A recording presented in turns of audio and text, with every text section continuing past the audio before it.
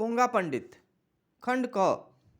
नवीन बाबू की उम्र रही होगी यही कुछ 42-44 के आसपास। इनके जैसा मेहनती और कर्मयोगी जेठ की बड़ी दोपहरिया में लालटेन लेकर ढूंढने से भी ना मिलेगा। अपनी कर्मठता के बदौलत ही इन्होंने कम आयु में ही अपनी एक प्राइवेट कंपनी स्थापित कर ली थी। लगभग 200 लोग काम करते थे यहाँ। नवीन बाबू अपने एम्प्लॉयज़ के फेवरेट बॉस थे। इनका ऑफिस शहर के एक चहल पहल वाले इलाके में एक बहुमंजिली इमारत के 7वीं मंजिल पर था।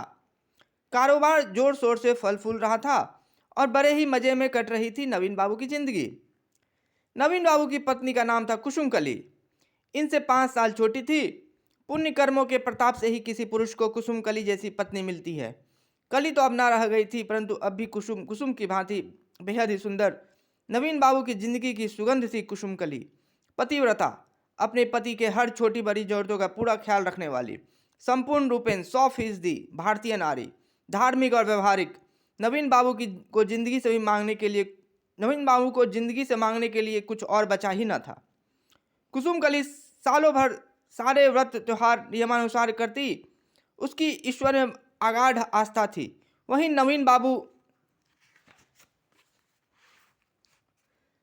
नवीन बाबू इसके उलट पूजा पाठ में विश्वास नहीं रखते थे। इन्हें पुरुषार्थ के अलावा किसी भी दूसरी चीज में कोई भी भरोसा नहीं था।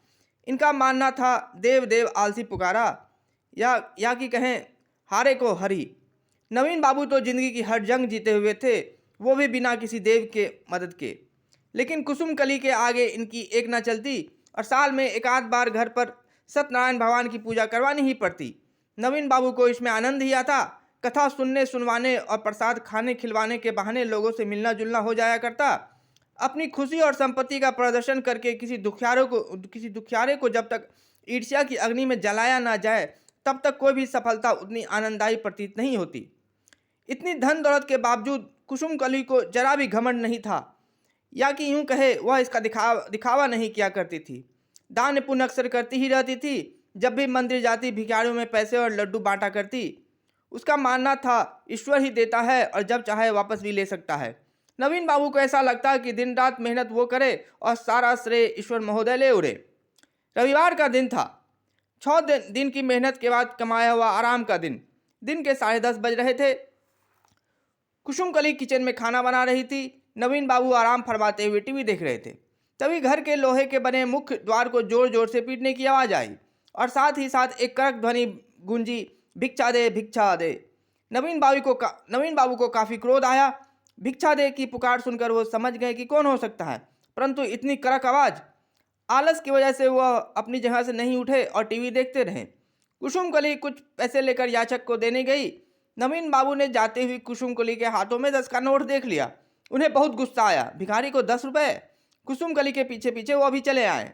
उनके मन में उत्सुकता भी थी कि किस भिखारी की इतनी हिम्मत हुई इतने जोर जोर से दरवाजा पीटने और इतनी कड़क आवाज में भीख मांगने की।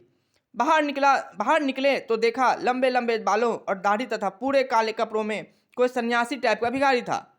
कुसुम कली पैसे देने ही वाली थी कि नवीन बाबू ने कहा, इन्हीं भिखारियों, सन्यासियों और पोंगा पंडितों के कारण हमारा देश तरक्की नहीं कर पा रहा है और तुम जैसी औरतें तो हैं ही इन जैसे को बढ़ावा देने और पेट पालने के लिए। मुफ्त में जब पैसे मिल ही जाते हैं तो काम क्यों करेंगे ये निकम्मे और कामचोर। सन्यासी की नज़र नवीन बाबू के चेहरे पर पड़ी।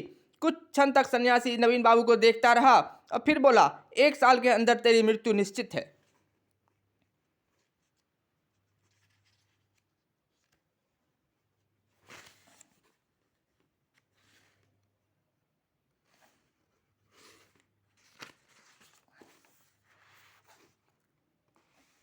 यह सुनकर नवीन बाबू की क्रोध की कोई सीमा ही नहीं रही। उन्होंने तमतमाते हुए कहा, 1 मिनट में तू अगर मेरे आंखों के सामने से गायब ना हुआ तो मैं तुझे चप्पल खोल कर मारूंगा। सन्यासी जस के तस वहीं खड़े रहे अविचलित। यह सब देखकर कुसुम कली बुरी तरह से घबरा गई। उसने किसी तरह से अपने पति को समझा बुझाकर कमरे के अंदर भेज दिया और खुद सन्यासी के पैर पकड़ लिए और कहा, बाबा मैं 100 रुपये देती हूँ, कृपया करके अपना श्राप वापस ले ले। सन्यासी ने शांत भाव से कहा, बेटी मैं श्राप नहीं दे रहा हूँ और ना ही मैं दे सकता हूँ। सच तो यह है कि किसी भी मनुष्य में श्राप देने की क्षमता होती ही नहीं है। ईश्वर हर किसी के ललाट पर लिखकर पहले से ही भेजता है और उसका लिखा हुआ ना कोई मिटा सकता है और ना ही कोई बदल सकता है। कुसुम कली ने गिड़गिड़ाते हुए कहा, बाबा कुछ तो उपाय होगा। सन्यासी ने कहा, कोई उपाय नहीं है बेटी, मैं तो खुद दुखी हूँ कि तुझ जैसी नेक दिल स्त्री को यह क्रूर खबर देने के लिए प्रभु ने मुझे ही क्यों चुना। सन्यासी बिना पैसे लिए आगे निकल गया और अगले घर का दरवाजा पीटने लगा। बेचारी कुसुमकली दिन भर रोती रही। एक दिन गुजरा, दूसरे दिन होते होते दिमाग से बात निकल गई। 5वें दिन कुसुमकली को सन्यासी की याद फिर आई तो उसने भी सोचा, ढोंगी रहा होगा, ढोंगी बाबाओं की कमी थोड़ी ही हमारे देश में। 6ठा दिन शनिवार। नवीन बाबू शाम 7 बजे दिन भर मेहनत के बाद काम से लौटे। अपना बैग रखा ही था कि वह एकाएक गिर पड़े। उनका सर बगल में रखी मेज से टकरा गया। नौकरानी की मदद से कुसुमकली ने उन्हें सोफा पर लिटाकर चेहरे पर पानी छिड़का। चेहरे पर पानी पड़ते ही उन्हें तुरंत होश आ गया। माथे से थोड़ा खून निकलने लगा था। सन्यासी की बात याद नहीं आती तो कुसुमकली भी ज़्यादा नहीं डरती। नवीन बाबू ने कहा, आज दिन भर कुर्सी पर बैठे बैठे काम करता ही रह गया, थोड़ी कमजोरी का कारण चक्कर आ गया होगा। दूसरे दिन रविवार की छुट्टी थी। ना चाहते हुए भी नवीन बाबू को अपनी पत्नी की जिद के कारण डॉक्टर के पास जाना पड़ा। डॉक्टर ने तरह तरह के टेस्ट लिख डाले और कुछ दिनों के बाद बुलाया। तय दिन पर जब वे डॉक्टर से मिले तो डॉक्टर ने कहा, आपके ब्रेन में एक बड़ा सा ट्यूमर है और यह लाइलाज है। 1 साल के अंदर आपकी मृत्यु निश्चित है। नवीन बाबू के होश उड़ गए। इस समय चप्पल उठाकर मारने की धमकी भी तो नहीं दे सकते थे।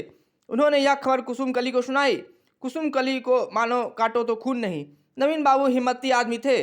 उन्होंने परिस्थिति को सहज बनाने की भरसक कोशिशें की, लेकिन कुसुमकली के आंसू थमने का नाम नहीं ले रहे थे। ऐसा लग रहा था मानो वह विधवा होने से पहले ही प्राण त्याग देगी। वह दिन रात पूजा पाठ में डूब गई। ईश्वर ही अंतिम सहारा बचे थे। कुसुमकली का विश्वास ईश्वर पर से नहीं उठा था। वह अब भी किसी चमत्कार की आस लगाए हुए बैठी थी। इसके उलट नवीन बाबू को ईश्वर पर विश्वास ना तब था और ना ही आज। वे सन्यासी की बातों को अभी संजोग मात्र मान रहे थे। नवीन बाबू रंगीन मिजाज के आदमी थे, परंतु अपनी प्रतिव्रता पत्नी के तेज के आगे उनका यह अवगुण सर उठाने की हिम्मत ही नहीं कर पाता था। अगर नवीन बाबू एक कदम गलत दिशा की ओर बढ़ाते भी थे तो पत्नी के डर से अपने आप 2 कदम और पीछे ही हो जाते। लेकिन अब परिस्थिति थोड़ी भिन्न हो गई थी। निश्चित मृत्यु के भय ने उन्हें निर्भय बना दिया था। नवीन बाबू ने अपनी बीमारी की बात अपने कार्यस्थल पर किसी को नहीं बतलाई थी। नवीन बाबू की सेक्रेटरी थी मिनी डिकोस्टा। उम्र रही होगी यही कुछ 26-27 साल के आसपास। उसकी भूरी भूरी आंखें, बाघिन सी जवानी, परंतु शादीशुदा। पति का नाम पीटर डिकोस्टा। पीटर एक बेरोजगार युवक था, 30 साल का। उसकी पत्नी ही उसका खर्चा उठाती थी। नवीन बाबू एक कुशल प्रशंसक थे और वे अपने किसी भी कर्मचारी के साथ नाइंसाफी नहीं करते थे, परंतु मिनी पर कुछ ज़्यादा ही मेहरबान थे। मिनी के लिए उनके अंदर इच्छाएं हिलोरे मारती, लेकिन उन्होंने अपनी सीमाएं नहीं लांघी थी।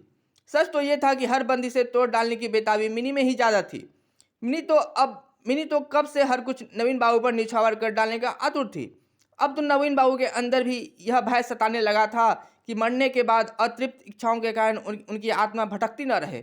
इन सब स्थितियों और इच्छाओं का परिणाम यह हुआ कि जहाँ कुसुमकली अपने पतिदेव के प्राणों की रक्षा के हेतु भगवान के पूजा पाठ में मगन थी, वहीं दूसरी ओर नवीन बाबू पूरी तरह से मिनी में मगन हो गए। कभी ऑफिस में तो कभी होटल में, कभी इस शहर तो कभी उस शहर, कभी यहाँ तो कभी वहाँ। मौत की दुख खबरी ने नवीन बाबू को कुछ ज़्यादा ही खुशकिस्मत बना दिया था। बेचारी कुसुमकली अपने मरते हुए प्राणनाथ पर क्या शक करती भला। नवीन बाबू और मिनी के किस्से पीटर डिकोस्टा के कानों में पड़ ही गए। वह एक दिन ऑफिस में धमका। उसे धमकाते हुए नवीन बाबू से कहा, मिनी से दूर रहो वरना जान से हाथ धो बैठोगे।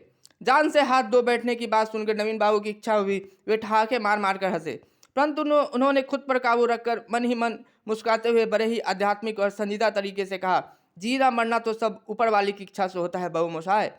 मिनी के समझाने बुझाने पर पीटर बस गंदी गंदी गालियां देता हुआ बाहर चला गया।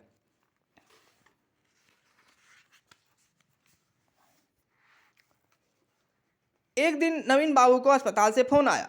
डॉक्टर साहब ने बुलाया था। नवीन बाबू थोड़े खुश हुए, शायद ट्यूमर लाइलाज ना हो। फिर भी वो डरते डरते डॉक्टर साहब के पास पहुंचे। डॉक्टर साहब ने बिना लाम लपेट के कहा, देखिए हम माफ़ी चाहते हैं, दरअसल आपको कोई बीमारी नहीं है। आपकी टेस्ट रिपोर्ट की अदला बदली उस मरीज से हो गई थी जिसे वास्तव में ब्रेन ट्यूमर था। कल रात जब अचानक उसकी मृत्यु की खबर हमें लगी, तब हम भी समझ पाए कि आखिर क्या गलती हुई थी। हम एक बार फिर आपसे माफ़ी मांगते हैं। यह सुनकर नवीन बाबू की खुशी का कोई ठिकाना ही ना था। उन्हें अस्पताल की गलती पर जरा भी गुस्सा नहीं आया। खुशी की अनंत ऊर्जा के सामने क्रोध कहीं टिक ही ना पाया। उन्होंने डॉक्टर साहब से बस इतना ही कहा, कोई बात नहीं, आखिर हम सब इंसान ही तो हैं। हम सभी से कभी न कभी गलतियां हो ही जाती हैं। नवीन बाबू ने तुरंत फोन करके यह खुशखबरी कुसुम कली को दी। कुसुम कली के आंखों से खुशी के आंसू टपक पड़े। कुसुम कली को अब गुस्सा सिर्फ और सिर्फ ढोंगी बाबा पे आ रहा था। अगर बाबा ने डराया ना होता तो कुसुम कली अपने पति को डॉक्टर से दिखाने की जिद ही नहीं करती। उसका तो मन ही कर रहा था आज अगर वह ढोंगी बाबा बस दिख जाए तो मार चप्पल के उसका मुंह ही तोड़ देती। पतिव्रता स्त्री के तेज से तो यमराज भी थरथर कांपते हैं। आज छुट्टी का दिन नहीं था, इसलिए कर्मठ नवीन बाबू ने सोचा कि ऑफिस में काम निपटाकर शाम में कुसुम कली के संग सेलिब्रेट किया जाएगा। सो वे कार से ही ऑफिस की ओर चल दिए। आज नवीन बाबू को ईश्वर पर विश्वास हो चला था। आज उन्हें सारी सृष्टि में ईश्वर की अद्भुत कारीगरी नजर आ रही थी। There exist such a beautiful order in all this incomprehensible chaos. उन्हें आज सारे चेहरे हंसते हुए प्रतीत हो रहे थे। प्रेमी प्रेमिका के हाथ में हाथ डाले हुए, शॉपिंग मॉल से मुस्कुराती हुई निकलती खूबसूरत महिलाएं, अपने माँ बाप से आइसक्रीम की जिद करते हुए फूल से नन्हे बच्चे, हर कुछ सुंदर था। आज दुनिया में दुख किधर है। कुछ देर बाद नवीन बाबू ऑफिस पहुंच गए। जैसे ही उन्होंने अपने कमरे में प्रवेश किया, एक जबरदस्त आवाज के साथ एक गोली उन्हें सीने पर लगी। पीटर पहले से ही एक पिस्तौल के साथ नवीन बाबू की बाट जोह रहा था। उसने लगातार 2-3 गोलियां नवीन बाबू के सीने में दाग दी। नवीन बाबू की जान शरीर का साथ छोड़ने को तैयार नहीं थी। कमरे में वे सोफे पर गिर पड़े थे। पीटर ने आखिरी गोली नवीन बाबू के आंखों के बीचों बीच मारी। जीवन के अंतिम क्षणों में यह समझ पाने में असमर्थ थे कि गोली चलाने वाला पीटर था या कि भिखमंगा सन्यासी।